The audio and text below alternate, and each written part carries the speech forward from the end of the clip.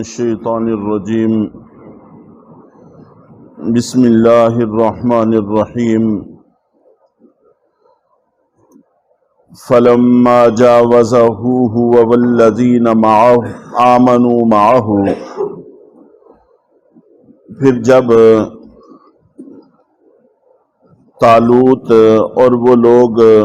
جو ایمان والے تھے ان کے ساتھ دریا سے پار ہو گئے، قالوا لا طاقت لنا اليوم بجالوت وجنودی، تو وہ لوگ جنہوں نے حکم کی نافرمانی کی تھی، دریا سے پانی پی لیا تھا، انہوں نے کہا کہ ہمارے اندر تو آج کے دن کوئی طاقت نہیں ہے کہ ہم جالوت اور اس کے لشکر کا مقابلہ کریں۔ قال الذين يظنون انهم ملاقو اللہ، اور وہ لوگ جو اس بات کا یقین رکھتے تھے کہ وہ اللہ سے جا ملنے والے ہیں، انہوں نے کہا کم من فئۃ قلیلۃ غلبت فئۃ کثیرۃ باذن اللہ، کہ کتنی ہی چھوٹی چھوٹی جماعتیں ہیں کہ وہ بڑے بڑے لشکروں پر اللہ کے حکم سے غالب آ گئے۔ تو اگرچہ 70,000 میں سے اب صرف 313 ہی بچے تھے، لیکن ان کے حوصلے بلند تھے، اس لیے کہ انہوں نے نبی کی اطاعت کی تھی، اور باقی بہت بڑا لشکر جنہوں نے حکم کی خلاف ورزی کی وہ بددل ہو گئے اور آگے بڑھنے کا حوصلہ ان کے اندر باقی نہ رہا۔ اس میں ایک بہت بڑی پتے کی چیز ہے جس کو اپنا لینا چاہیے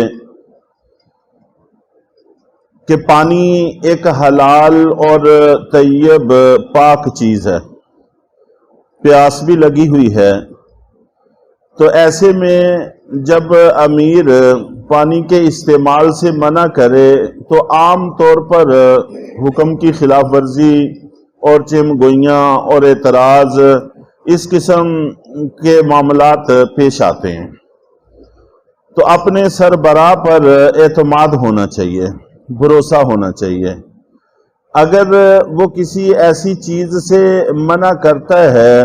جو فی الوقت ہمیں سمجھ میں نہیں بھی آتی،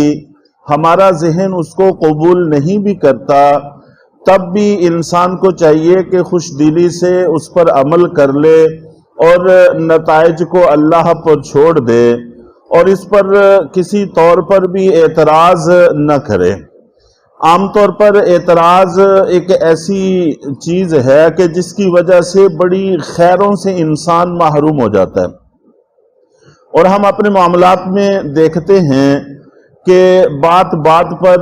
ہمیں اعتراض ہوتا ہے، بات بات پر ہمیں شکوک و شبہات ہوتے ہیں،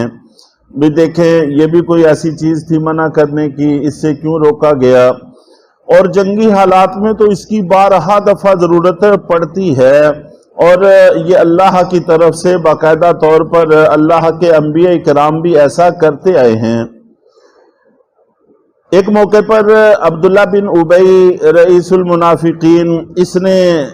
کوئی نازیبا الفاظ نبی پاک صلی اللہ علیہ وسلم کی شان میں کہہ دیے۔ صحابی نے سنے، انہوں نے آ کر اللہ کے رسول صلی اللہ علیہ وسلم کو بتایا، تو معاملہ کافی بڑھ گیا۔ تو اللہ کے نبی صلی اللہ علیہ وسلم نے وقتی طور پر دفعہ دفعہ کر کے سب کو کوچ کرنے کا حکم دیا، اور صحابہ اکرام کو مسلسل پورا دن، پوری رات، اگلا بھی پورا دن سفر میں رکھا، اور صحابہ اکرام جنگ سے بھی تھکے ہوئے تھے، آرام کا سخت تقاضا تھا، لیکن اس کے باوجود کسی جگہ پڑاؤ ڈالنے کی اجازت مرحمت نہیں فرمائی۔ تو اس طرح کے احکام بسا اوقات ہوتے ہیں جن کی مصلحت اور حکمت وقتی طور پر سمجھ میں نہیں آتی۔ یہ چونکہ آپس کا ایک خلفشار تھا، اگرچہ منافقین کی طرف سے تھا، لیکن اس سے ذہنوں کا ہٹ جانا بڑا ضروری تھا۔ اس پر مزید تبصرے اور مزید گفتگو کی عمارتیں تعمیر کرنا کسی طرح پر بھی مناسب اور درست نہیں تھا، اس لیے ضروری تھا کہ کسی ایسے کام میں ان کو مصروف کیا جائے کہ ادھر سے بالکل ذہن ہٹ جائیں۔ چنانچہ اتنے تھک گئے تھے کہ جب آپ نے پڑاؤ کا حکم دیا تو صحابہ اکرام دھوپ میں ہی پڑھ کر سو گئے تھے۔ تو ایسا ہوتا ہے، جو وقتی طور پر سمجھ میں نہیں بھی آتا تب بھی اس کو خوش دلی سے قبول کر لینا چاہیے۔ اپنے بڑوں پر اتنا سا بھروسہ اور اتنا سا اعتماد ہونا چاہیے، اور اولادوں تک کو، شاگردوں کو اساتذہ پر، اولادوں کو والدین پر، اور یہ شکوک و شبہات اس طرح کے پیدا ہونے شروع ہو گئے ہیں، اور زبانیں بھی کافی اس حوالے سے دراز ہیں، تو اس میں محتاط رویہ اختیار کرنا چاہیے۔ قرآن پاک بڑے واضح الفاظ میں ہمیں محتاط ہونے کا حکم دیتا ہے۔ تو بہرحال یہ جو تھوڑے سے لوگ تھے، انہوں نے یہ کہا کہ چھوٹی چھوٹی جماعتیں اللہ تعالیٰ بہت ساری بڑی بڑی جماعتوں پر غالب کر دیتے ہیں، اور اس کے کچھ واقعات میں نے کل عرض کیے تھے۔ ویسے تو مسلمانوں کی پوری تاریخ اس سے بھری پڑی ہے۔ جس وقت مسیلمہ کذاب کے ساتھ مقابلہ ہوا تو اس کا لشکر 60,000 افراد پر مشتمل تھا، اور وہ بڑے جنگجو تھے سارے، اور مقابلے میں تقریباً 8 یا 9,000 مسلمان تھے، اور سفر کے مسلسل تھکے ماندے تھے۔ لیکن اس کے باوجود جب جنگ ہوئی تو وہ تقریباً 30,000 لاشیں چھوڑ کر ایک قلعے میں بند ہو گیا، باغ تھا اس میں بند ہو گیا باقی آدھے لشکر کو لے کر، اور اس کی دیواریں بہت اونچی تھیں، ان کو پھلانگنا بڑا مشکل تھا۔ تو ایک تو 8-9 ہزار کے مقابلہ میں 30,000 لاشیں چھوڑ کر اتنے بڑے لشکر کا بھاگ جانا، یہی اللہ تعالیٰ کی مدد و نصرت کا بہت بڑا علامت ہے۔ اور دوسرے نمبر پر حضرت ابو دجانہ رضی اللہ تعالیٰ عنہ نے اس وقت تقاضا کیا کہ آپ لوگ کسی طرح سے مجھے باغ کے اندر پھینک دیں تو دروازہ میں کھول دوں گا، لیکن حضرت خالد بن ولید رضی اللہ تعالیٰ عنہ اور دیگر جرنیلوں کو اس پر شرح صدر نہیں ہو رہا تھا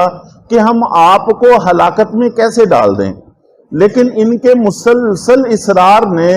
ان کو مجبور کیا، تو انہوں نے کسی طرح سے ان کو اٹھا کے اندر پھینک دیا۔ اندر اب 30,000 کا لشکر ہے، وہ چکنا ہے،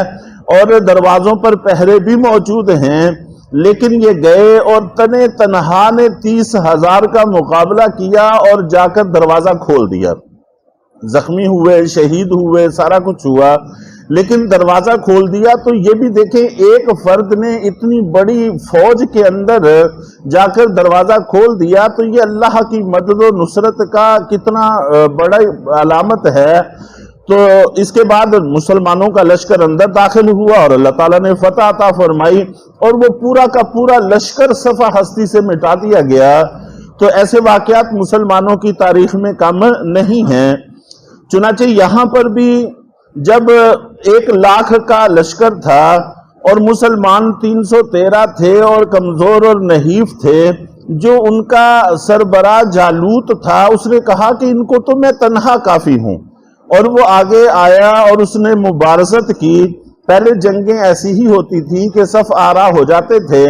اور دونوں طرف سے ایک ایک پہلوان نکلتے، آپس میں جنگ کرتے، اور 2-3 جنگیں اسی طرح سے ہوتی ایک ایک کے درمیان، اس کے بعد پھر عام حملہ ہو جاتا۔ تو اس نے آ کر تقاضا کیا کہ میرے مقابلے میں کسی کو بھیجو۔ تو چونکہ ان کے ساتھ نبی بھی موجود تھے، حضرت سموئیل علیہ السلام، تو انہوں نے داؤد اور ان کے 6 بھائی جنگ میں شریک تھے، ان کے والد کو بلایا، اور بلا کر، ان کے والد کا نام تھا عیسیٰ بن عویبد، ان کو بلایا اور ان کے بیٹوں کو بلایا، اور بلا کر کہا کہ داؤد جو ابھی نوجوان تھے بالکل، تو ان کو مقابلے کے لیے بھیجیں۔ چونکہ نبی کا حکم تھا اس لیے یہ مقابلے کے لیے چلے گئے۔ بعض روایات میں یہ بھی آتا ہے کہ جب یہ جا رہے تھے، اور یہ باقاعدہ جنگ میں شامل نہیں تھے، چھوٹے ہونے کی وجہ سے صرف اپنے بھائیوں کو کچھ سامان وغیرہ پہنچانے کی خدمت پر مامور تھے، تو جب یہ جا رہے تھے تو راستے میں 3 پتھروں نے ان کو کہا تھا کہ ہمیں اٹھا لو، ہم جالوت کو قتل کرنے میں تمہارے معین اور مددگار ثابت ہوں گے۔ تو انہوں نے ان کو اٹھا لیا تھا۔ تو اور جالوت لوہے کے اندر اس طرح سے رچا بسا ہوا تھا کہ صرف پیشانی اور آنکھیں یہ ننگی تھیں، باقی پورے جسم پر لوہے کا خول چڑھا ہوا تھا۔ اور انہوں نے یہ تینوں پتھر پھینکے جو اس کی پیشانی سے گزر کر پیچھے کو نکل گئے اور وہ زمین پر گر گیا۔ اور یہ کوئی بعید بات بھی نہیں، اس کے بعد نبی پاک صلی اللہ علیہ وسلم کے زمانے سے پہلے ابابیل کا قصہ وہ ہمارے سامنے ہے کہ وہ پرندے بھی کنکریاں لاتے تھے اور وہ سر پہ پھینکتے تھے اور وہ جسم کے اندر سے گزر جاتی تھی اور جسم گل سڑ کے جھڑ کے گر جاتا تھا۔ تو یہ اللہ تعالیٰ کی قدرت ہے، وہ کسی بھی چیز میں یہ طاقت رکھ دیتے ہیں۔ اور اب ایٹم بھی ایسا ہی ہے کہ چھوٹے چھوٹے ذرات میں وہ طاقت رکھ دی ہے کہ جس کا خمیازہ نسلیں بھی بھگتتی رہتی ہیں۔ تو اس لیے یہ اللہ کی طاقت ہے، جس چیز میں رکھ دے تو وہ پتھر پیشانی پہ لگے اور پیچھے سے نکل گئے اور وہ گر گیا، پھر اسی کی تلوار سے اس کا سر کاٹ دیا۔ اور باقی جو 1,00,000 کا لشکر تھا، انہوں نے جب اپنے سربراہ کے ساتھ یہ حالت دیکھی تو وہ میدان چھوڑ کر بھاگ گئے۔ اس طرح سے اللہ تعالیٰ نے ان کو فتح عطا فرما دی اور یہ کامیاب ہو گئے۔ اللہ تعالیٰ ہم سب کو بھی اس مالک پر بھروسہ کرنے اور وہ اعمال اختیار کرنے کی توفیق عطا فرمائے جن کے ذریعے سے اللہ کی مدد شامل حال ہوتی ہے۔ الحمدللہ۔